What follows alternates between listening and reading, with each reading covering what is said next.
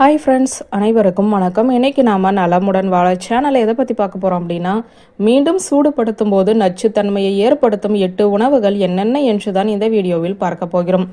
மீதியை மீண்டும் சூடுபடுத்துவதால் உணவு வீணாகாது என்பது உண்மைதான்.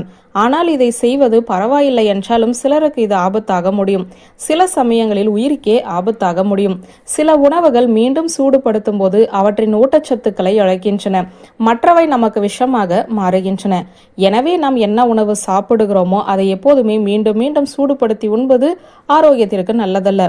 அதிலும் இந்த 8 உணவுகளை சூடுபடுத்தவே கூடாதாம். ஏன் தெரியுமா? வாங்க இன்னைக்கு அதை பத்தி தான் தெரிஞ்சுக்க போகிறோம். முதலில் உருளைக்கிழங்கு. உருளைக்கிழங்கு உங்களுக்கு மிகவும் நல்லது. அவை மிக அதிக ஊட்டச்சத்து மதிப்பையும் கொண்டுள்ளன. ஆனால் அவற்றை அதிக நேரம் குளிர்சாதன பெட்டியில் வைத்தால் அவற்றின் ஊட்டச்சத்து மதிப்பை இழக்க வாய்ப்புள்ளது. அவற்றை சூடாக்குவது நச்சுத்தன்மை உடையதாக மாறும். அடுத்ததாக கீரை. கீரையில் அதிக அளவு இரும்புச்சத்து மற்றும் நைட்ரேட் உள்ளன.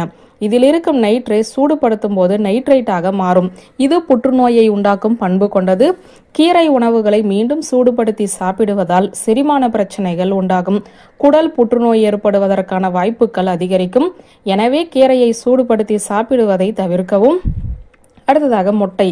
முட்டை அதிக புரோட்டீன் நிறைந்த உணவு. நன்றாக வேக வைத்தால் அது வறுத்த முட்டையை மீண்டும் சூடுபடுத்தினால் அது விஷமாக மாறும். இது செரிமான பிரச்சனை மற்றும் வயிற்று கோளாறுகளுக்கு வழிவகுக்கும்.